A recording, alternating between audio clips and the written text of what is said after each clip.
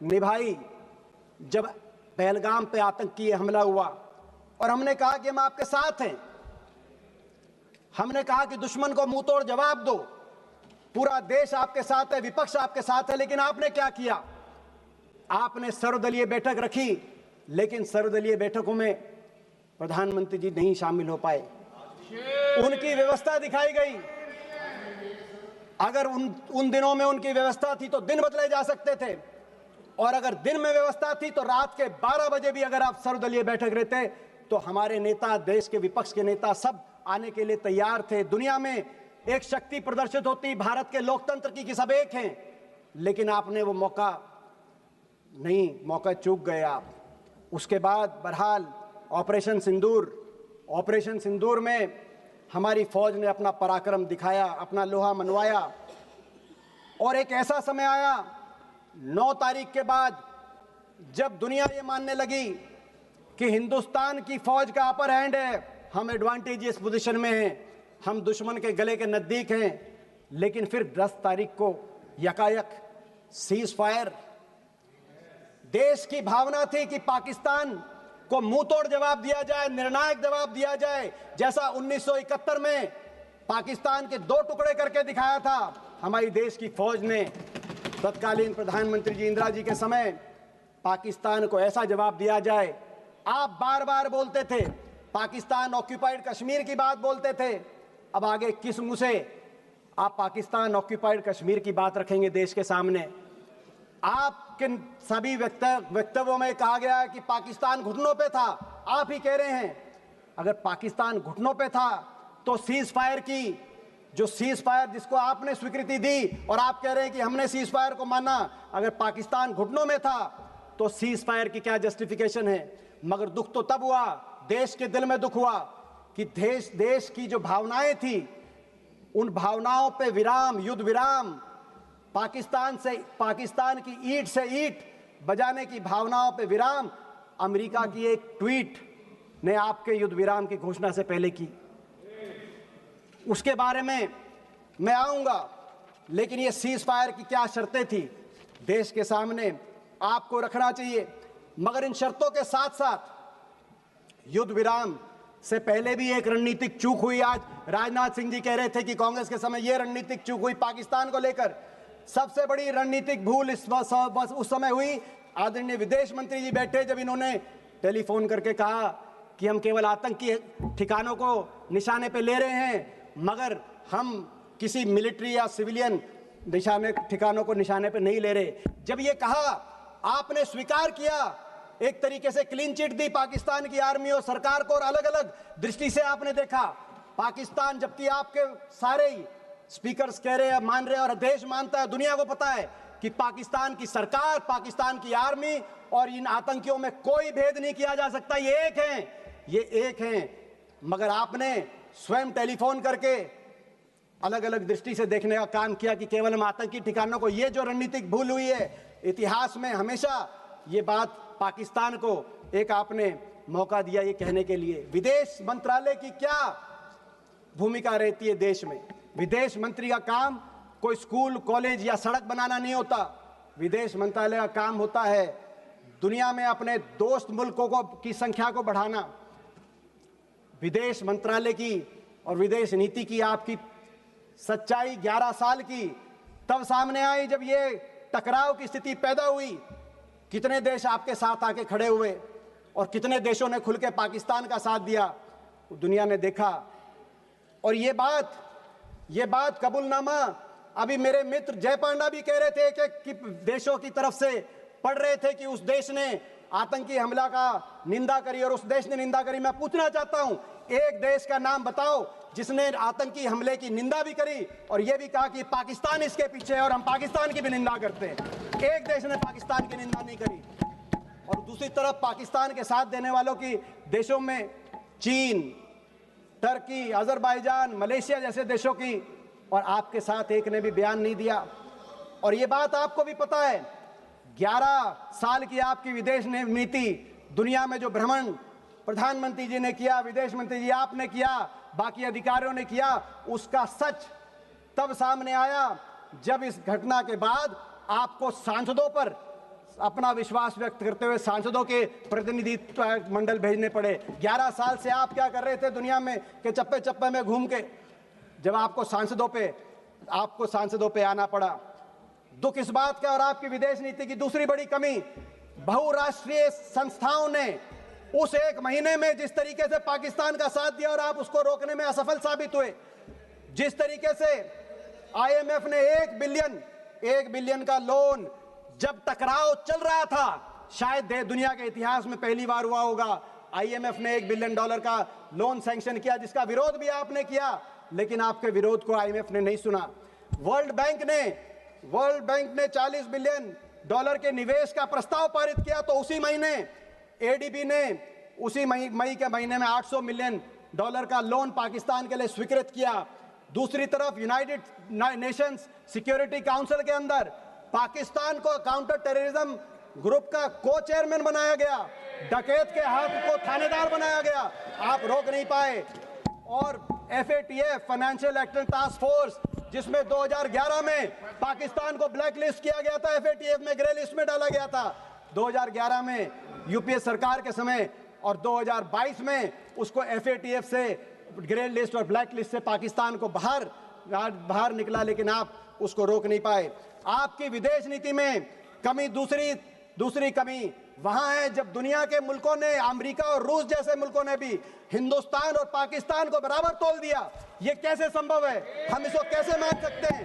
एक मुल्क आतंकवाद को पोषित करने वाला मुल्क है और दूसरा मुल्क आतंकवाद से पीड़ित मुल्क है। हम अंतर्राष्ट्रीय ऑर्डर की लड़ाई लड़ रहे हैं, लेकिन आपने देखा बार बार सभी मुल्कों ने बराबर तोल दिया। आपकी विदेश नीति की तीसरी बड़ी असफलता अमेरिका को लेकर है। ये वही अमेरिका है, हमारे इतिहास में समय समय पर अमेरिका को जब आंख दिखाने की बात आई तो हमने आंख भी दिखाई, और जब हाथ मिलाने की और मधुर संबंधों की बात आई तो पिछले 2 दशकों में अमेरिका से संबंधों में सुधार भी हुआ। हमने उतार चढ़ाव अमेरिका से संबंधों में देखा है। 1971 में जब अमेरिका ने आंख दिखाई थी कि आप बांग्लादेश के अंदर अपनी फौज मत भेजिए, तो इंदिरा जी ने मुंह तोड़ जवाब दिया था और बांग्लादेश के अंदर हमारी फौज गई थी। आंख दिखाई हमने। परमाणु परीक्षण की जब बात आई तो चाहे इंदिरा जी के समय परमाणु परीक्षण हुआ हो, चाहे अटल जी के समय परमाणु परीक्षण हुआ हो, अमेरिका ने जब रोकने की कोशिश करी तो हिंदुस्तान ने आंख दिखाई और अमेरिका के दबाव को नहीं माना। ये वही अमेरिका है। लेकिन जब अमेरिका से हाथ मिलाने की बात आई, सपोर्ट की बात कर रहे थे, सपोर्ट का लेटर्स पढ़ रहे थे, जय पांडा भी मौजूद थे जब राष्ट्रपति ओबामा आए थे। जब मित्रता की बात आई और 26/11 हुआ मुंबई में, तो राष्ट्रपति ओबामा वॉशिंगटन से दिल्ली आए। जॉइंट संसदीय सेशन में मैं भी एक सांसद था, जय पांडा भी एक सांसद थे, और राष्ट्रपति ओबामा ने कहा कि पाकिस्तान के अंदर टेररिस्ट के सेफ हेवन को बर्दाश्त नहीं किया जाएगा। और हिंदुस्तान, ये साथ देने निभाने की बात, हाथ भी मिलाया और नजर भी, आंख भी मिलाई। मगर अमेरिका, आज आपको यही नहीं पता अमेरिका के साथ आप हाथ मिलाना चाहते हो या उनको आंख दिखाना चाहते हो। और अमेरिका के राष्ट्रपति ने 28 बार कहा कि सीज फायर हमने कराया। उससे भी चिंतनीय बात, उन्होंने कहा व्यापार के धौंस दे के दिखाया। बात थी आतंकवाद पे वार की, आ गई व्यापार पे। अमेरिका के राष्ट्रपति कह रहे हैं, अमेरिका के राष्ट्रपति ने केवल व्यापार तक नहीं रुके, उन्होंने कहा कि 5 जहाज गिरे, वो केवल जहाज तक भी नहीं रुके। अमेरिका के राष्ट्रपति जी ने कश्मीर का भी नाम लाया कि कश्मीर में अमेरिका की बात हुई है। और दुख की बात ये, कश्मीर के मामले में और विदेशी हस्तक्षेप के मामले में, क्योंकि इस बात पर भाजपा का, आरएसएस का भी एक स्टैंड रहा है, क्या आरएसएस की भी विदेश नीति बदल गई है? क्या आरएसएस को भी स्वीकार्य है कि अमेरिका हस्तक्षेप कर रहा है? दुख की बात और है, दुख की बात यह है कि 28 बार अमेरिका के मुखिया ने अपने मुंह से ये बात कही और लगातार कह रहे हैं, लेकिन हमारे देश के मुखिया ने एक बार भी उसका खंडन नहीं किया कि अमेरिका के राष्ट्रपति झूठ बोल रहे हैं, गलत बोल रहे हैं। अमेरिका को भी चुनना होगा, अमेरिका को भी चुनना होगा। अमेरिका को कैसे संबंध चाहिए हिंदुस्तान के साथ? दुनिया की एक शक्ति है हिंदुस्तान, भारतवर्ष को पाकिस्तान से का बराबरी नहीं कर सकता अमेरिका को भी चुनना होगा। और मैं आपसे भी कहना चाहता हूं, आपको भी रास्ता चुनना होगा, या तो आंख दिखाओ या हाथ मिलाओ, या तो बातचीत करके अमेरिका से संबंध सुधारो। और डोनाल्ड को चुप कराओ, डोनाल्ड का मुंह बंद कराओ, नहीं तो हिंदुस्तान में मैकडोनल्ड को बंद कराओ। अमेरिका को अधिकार नहीं है, दोनों घोड़ों पे सवार होकर चलने का अधिकार नहीं है। आपकी एक और आपकी विदेश नीति की तीसरी बड़ी असफलता चीन को लेकर है। मैं याद दिला दूं, जब आसिफ मुनीर अमेरिका के अंदर लंच कर रहे थे, उनको भोजन दिया जा रहा था और वो कह रहे थे कि डोनाल्ड ट्रंप को नोबेल पीस प्राइज दिया जाए। जब वो ये कह रहे थे, उसी दिन इत्तेफाक से उसी दिन चीन के अंदर ट्राइलैटरल बातचीत चल रही थी, चीन, पाकिस्तान और बांग्लादेश की। ये उस दिन ट्राइलैटरल बातचीत चल रही थी। चीन को लेकर बार बार आपको आगाह किया हमारे नेता राहुल गांधी जी ने, इसी सदन में किया है, लेकिन उनकी बात को आपने हल्के में लिया। और आज आपको आगाह कर रहे, हमारी फौज आगाह कर रही है चीन को लेकर। जो हमारे फौज के deputy chief of army staff है राहुल सिंह, उनका बयान आया कि चीन ये जो युद्ध था, इसमें पूरी तरीके से पाकिस्तान को सर्वेलेंस में, सैटेलाइट में, इक्विपमेंट में, प्लेटफॉर्म में, नेटवर्क में पूरी तरीके से पाकिस्तान का साथ चीन दे रहा था। और पाकिस्तान के डीजीएमओ की बात आई कि जब लड़ाई चल रही थी तो एमओ रूम के अंदर चीन के एम्बेसडर, पाकिस्तान में जो चीन के एम्बेसडर हैं, वो एमओ रूम में बैठे थे, पाकिस्तान के आर्मी के हेडक्वार्टर में बैठे थे। ये पाकिस्तान के डीजीएमओ ने कहा। लेकिन आपका क्या रिस्पॉन्स रहा? आपने चीन के एम्बेसडर को अभी तक दिल्ली में तलब करने का भी की कार्रवाई नहीं करी, चीन को कार्रवाई नहीं करी। जब टर्की ने पाकिस्तान के साथ देने के लिए अपना बेड़ा बजाया, तो आपने टर्की के दुश्मन मुल्क साइप्रस में प्रधानमंत्री जी गए, अच्छा संदेश गया। मगर जो असली दुश्मन था चीन, आपको अगर संदेश देना था तो ताइवान में प्रधानमंत्री जी जाते, चीन को संदेश देते। चीन को भूल गए। और 6 जुलाई को जब जनरल राहुल सिंह ने कहा कि चीन इसके पीछे है, आपका क्या जवाब रहा? विदेश मंत्री जी आप 10 जुलाई को बेजिंग चले गए, ताइवान नहीं बेजिंग चले गए, और आपका ट्वीट आया, आपका वक्तव्य आया कि चीन की जो एससीओ की अध्यक्षता है उसका भारत समर्थन करता है और हमारे संबंधों में सुधार हो रहा है। किस बात का दबाव? चीन से। भारत एक स्वतंत्र, एक ऐसा देश है जिसको आज हल्के में नहीं लेना जाना चाहिए। आपकी एक और रक्षा मंत्री बोल रहे थे, मैं एक और डिफेंस प्रिपेयर्डनेस को लेकर भी इस बीच में कहना चाहूँगा। हमने देखा आर्मी वालों ने क्या कहा, एयरफोर्स वालों ने क्या कहा। मैं दो ही पढ़ना चाहता हूँ, आर्मी और एयरफोर्स, आपको सुनना पड़ेगा वो क्या कह रहे हैं। रक्षा मंत्री जी, आपकी भी 11 साल की रक्षा नीति 11 साल की, उसका रिपोर्ट कार्ड जो हम कहें उससे मत मानना। मगर जो deputy chief of army staff lieutenant general Rahul Singh ने कहा, क्या कहा? उन्होंने कहा, राहुल सिंह जी की जो स्टेटमेंट आई चीन को लेकर, उसके बाद उन्होंने कहा the equipment that was supposed to be received in January has not been delivered yet. We still depend on a lot of things from outside, and if all that equipment was made available, the story may have been little different. ये उन्होंने कहा. और हमारे air marshal Amarpreet Singh, जिन पे हमें गर्व है, उन्होंने क्या कहा? उन्होंने कहा, एयर मार्शल ने, हमने नहीं, उन्होंने कहा, not a single project that I can think of has been completed on time.